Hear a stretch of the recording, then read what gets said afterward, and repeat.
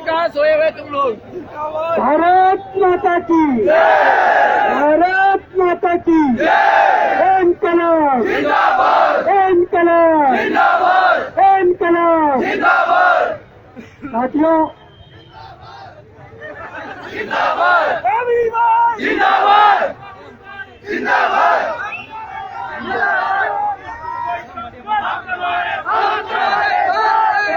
अभी नारे लगा रहे, घर जाते हुए बोलेंगे बेकार है, तुम्हारे साथ है, सबके सब सुनिए सुनिए,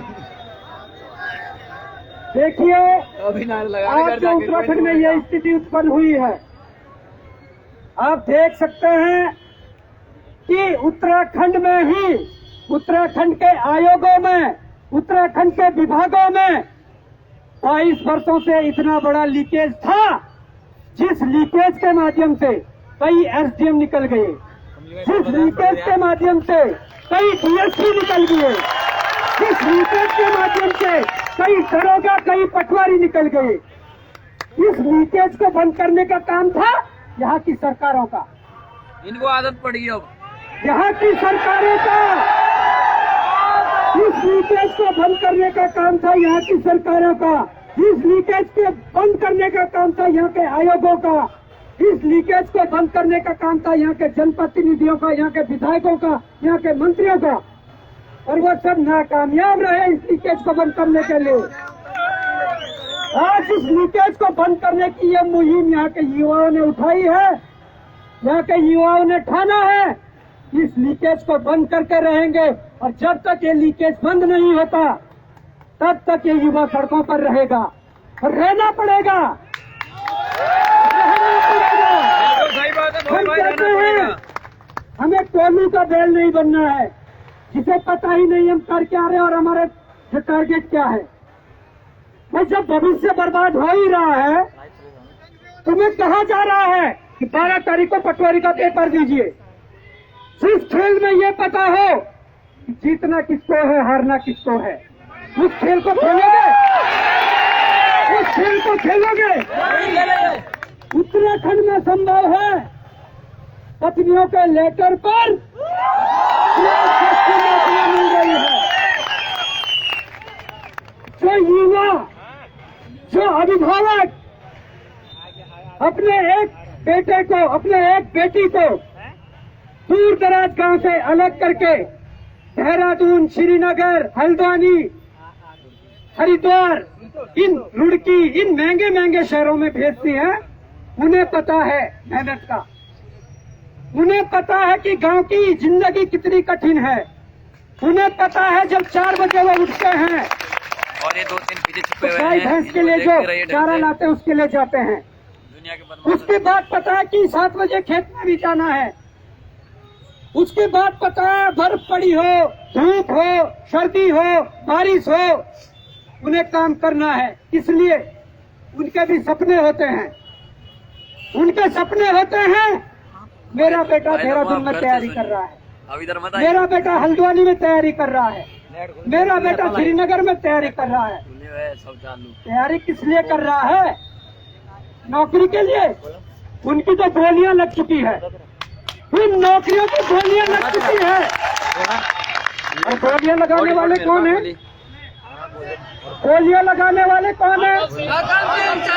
सत्ता में बैठे अरे और भी बैठे हैं, वो तो 2 छोटे-छोटे खिलाड़ी हैं। जो भी पेपर खुलता है, जो भी घोटाला खुलता है, दूसरे दिन नाम आता है कि इस पार्टी के युवा मोर्चा के मंडल अध्यक्ष, जिला अध्यक्ष या जिला पंचायत सदस्य इसमें इन्वॉल्व है।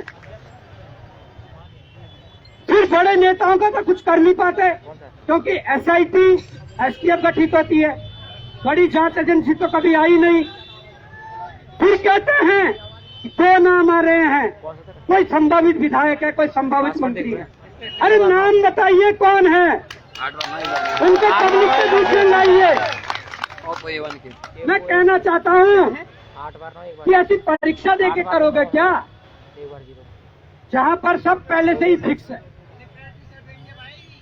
अगर प्रैक्टिस सेट देने का इतना ही शौक है, पूरे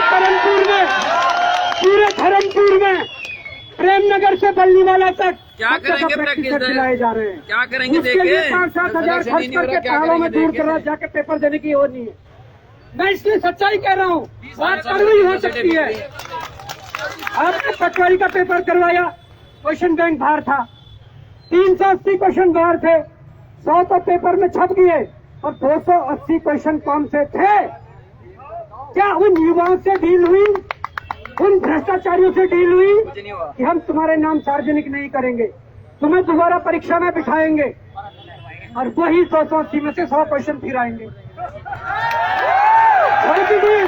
क्योंकि अगर डील नहीं करते, वो युवा जिनके 18 लाख जा रहे हैं, जिनके 20 लाख जा रहे हैं, वो बोलेंगे हमने किसको पैसा दिया था और उनको उन्होंने किसको दिया था, सब खुलेगा। इसलिए मामला रोकने के लिए, अपने लोगों को बचाने के लिए किस हद तक गिर रहे हो? बंद कर दो कल। तुम्हारे आयोग में 8 अनुभाग है, लगेंगे 3 अति गोपनीय और 5 गोपनीय है। उन 8 अनुभागों के अलग अलग अनुभाग अधिकारी हैं। उसमें से 2 अनुभाग अधिकारी जेलों के अंदर है। 8 उन अनुभाग अधिकारियों पर 8 लॉकरों की अलग अलग चाबियां 8 लोगों के पास है। पर सिस्टम, पूरा पेपर, पूरा क्वेश्चन बैंक तुम्हारा डबल लॉक में है। उस डबल लॉक की चाबी, वो 8 चाबियां एक एक अनुभाग अधिकारी के पास है, परंतु वो उनकी जो डबल चाबी है वो 8 चाबियां एग्जाम कंट्रोलर के पास है। जब तक दोनों चाबियां तिजोरी पर नहीं लगेगी, पेपर कैसे बाहर आएगा? और वही एग्जाम कंट्रोलर 12 तारीख को पटवारी का पेपर करवाएगा। क्या गारंटी है कि परीक्षा फेयर हो? इतना ही नहीं, गिरफ्तारियां होनी है, 2 हो चुकी है आयोग के अंदर से। गारंटी के साथ कह रहा हूं, दावे के साथ कह रहा हूं, अगर जांच निष्पक्ष तरीके से होगी, कई अभी विकेट आयोग से गिरने हैं। ये बात सही बोली कोई भाई ने। सुन लो, अगर 12 तारीख के बाद वो विकेट गिरते हैं, पटवारी के पेपर देने के बाद वो विकेट गिरते हैं, क्या तीसरे बार पटवारी का पेपर करवाओगे? किस हद तक गिर रहे हो? साथ साथ जांच, साथ साथ परीक्षाएं कभी नहीं हो सकती। हमें सब्र करना पड़ेगा। अगर हम इतने लंबे समय से रुके हैं, 1-8 महीना 2 महीना रुकना पड़ा, रुकेंगे, पर इस बार सफाई होनी चाहिए। सही बात। ये लड़ाई ये वर्तमान को लेकर नहीं है, वर्तमान को लेकर है। सिर्फ इतनी है कि हम सड़कों पर है, लड़ रहे हैं, अपने अधिकारों के लिए लड़ रहे हैं, पर ये भविष्य को लेकर भी लड़ाई है। कल के दिन हमारे भाई बहन, हमारे ही बच्चे इस सिस्टम के लिए लड़ेंगे। तो क्यों ना हम इस लड़ाई को, जो लड़ाई अभी हमने 60-70%, 80% लड़ चुके हैं, उस लड़ाई को 100% किया जाए। या फिर से 0 से लड़ने की ठानी है? आप सब इसके साक्षी हैं। ये कोई 1-2 दिन की मेहनत नहीं है। इस लड़ाई को यहाँ तक पहुँचाने के लिए पिछले 5-6 सालों से सड़कों पर संघर्ष हो रहा, तब जाके यहाँ तक पहुँची है। और इस लड़ाई को अंजाम तक पहुँचाने के लिए हमें सड़कों पर उतरना पड़ेगा। जो युवा आज नहीं आए, जो अभिभावक आज नहीं आए, वो सुन लें कि आप आइए, इस आंदोलन को, इस सत्याग्रह को समर्थन करके इस लड़ाई को अंजाम तक पहुंचाइए। मैं कहना चाहूंगा, 2022 में AIJ के पेपर होते हैं, क्वेश्चन बैंक बाहर होता है, उत्तर प्रदेश के कुछ इलाकों से उसकी बरामदगी होती है। उत्तर प्रदेश के कुछ इलाकों से उन क्वेश्चन बैंक की बरामदगी होती है और उसके बाद 2023 में 8 जनवरी को पटवारी का पेपर होता है, उसका क्वेश्चन बैंक भी बाहर होता है। तो आप अनुमान लगा सकते हैं इस बीच जितनी भी परीक्षाएं हुई, चाहे पुलिस हो, लोअर PCS हो, अपर PCS हो, असिस्टेंट प्रोफेसर हो या RO ARO हो, जितने भी तमाम परीक्षाएं निश्चित रूप से बाहर थे। क्या चाहते हो? मतलब वही पैसे वाले सिस्टम में बैठे। और मैं ये दावा भी करना चाहता हूँ, ये दावा मैं करना चाहता हूँ, हम लोगों ने मिलकर अगर अभी इस लड़ाई को लड़ लिए और जितनी अभी गतिमान भर्तियां हैं, ग्रुप सी से लेकर ग्रुप बी की जितनी भर्तियां हैं, कम से कम 4-5 हजार भर्तियां हैं ये। अगर 4-5 हजार कर्मचारी और अधिकारी हमने पूरी पारदर्शिता के साथ सिस्टम के अंदर बिठा दिए तो उत्तराखंड का भविष्य सुधर गया। ये मैं कह रहा हूँ। मैं कहना चाहता हूँ कि पीसीएस के पेपर में सील नहीं आती है, क्या मजाक बना के रखा है। चतुर्वेदी पकड़ा जाता है, वो कुछ उगलने की कोशिश करता है पर उसको निगलने के लिए बोला जाता है। वो बोलता है मैंने एलजीएम भी बनाए हैं, मैंने डीएसपी भी बनाए हैं, मैंने एई भी बनाए हैं, और उसको बोला जाता है जो उगलना चाह रहा है वहां पर लेके कुछ निगल ले, मत बोल। बोला भी होगा तो बाहर नहीं करनी चाहिए। क्यों नहीं करनी बाहर? हुआ है तो हुआ है, करप्शन हुआ है तो हुआ है। अभी परसों समीक्षा अधिकारी जो 2016 में निकली थी, 19 और 20 में जाकर उसकी ज्वाइनिंग हुई, उस परीक्षा की जांच के आदेश हो गए। मैंने रिजल्ट खोल के देखा परसों, उसमें से 37 सहायक समीक्षा अधिकारी, 11 समीक्षा अधिकारी लोक सेवा आयोग के अंदर उस बैच से गए हैं। टोटल 48 लोग उस बैच से गए हैं। अब समझे ना, होंगे करप्टेड उसमें भी, हम सबको नहीं कह रहे सब करप्टेड है, पर होंगे, निश्चित रूप से होंगे। ये 22 वर्षों से चल रहा है और अब मुझे लगता है कि युवाओं को जागना पड़ेगा। हम पेपर देते जाएंगे, हर बार 1 नंबर, आधे नंबर, 2 नंबर से रहते जाएंगे, ये सच्चाई है। वो तो हमारा एक मानव वो है ना, प्रकृति का वो होता कि युवा सबर नहीं कर पाता।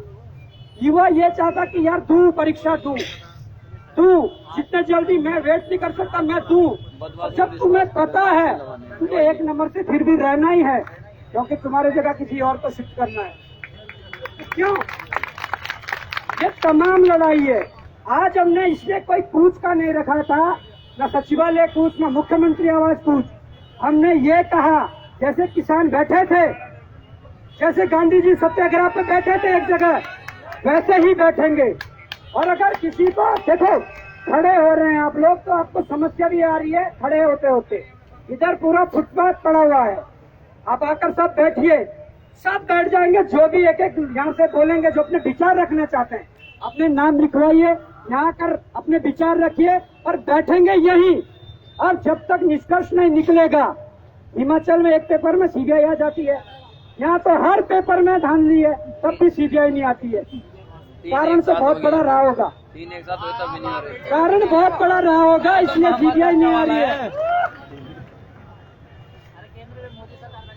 अडानी का जो भंडा फोड़ो हिडन वर्क कर रहा है, यहाँ की सीबीआई, इनकम टैक्स, कोई नहीं, उन्हें नहीं पता। बाहर के एजेंसी आकर इनको वो सबक सिखाएंगे क्या हो रहा है। भला करने के लिए ये सिस्टम वर्तमान में प्रदेश के अंदर, देश के अंदर चल रहा है।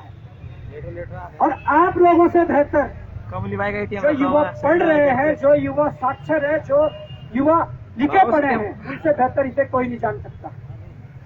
हमारे माँ बाप, हमारे गार्जियन गाँव में उनका जो रोटेशन है डेली का, सब लोग सुनिए, बेचारे पढ़े लिखे नहीं है, सीधे साधे लोग हैं।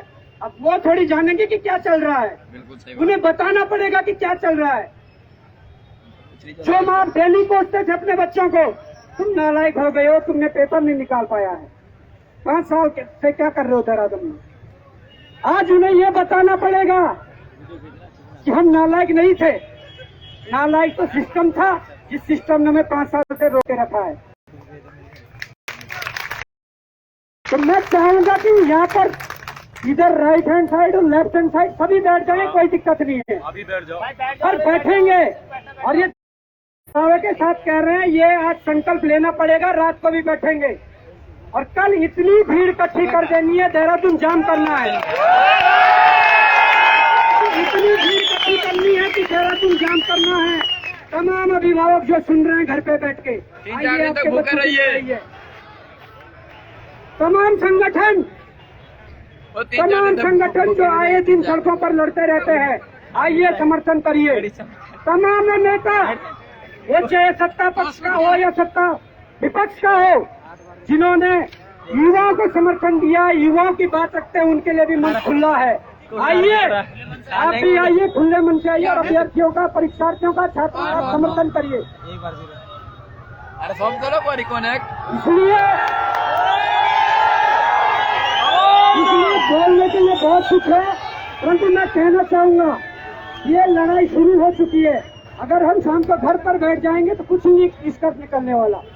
आग इतनी अंदर होनी चाहिए, आग इतनी अंदर होनी चाहिए कि अब जब बैठे हैं तो निष्कर्ष निकाल कर रहेंगे। अनिश्चितकालीन नहीं चलेगा, निष्कर्ष निकलना चाहिए। हमारे बीच हमारी बड़ी दीदी है। मैं चाहूंगा कि जिस प्रकार से आपने त्रिवेंद्र रावत की जो कुर्सी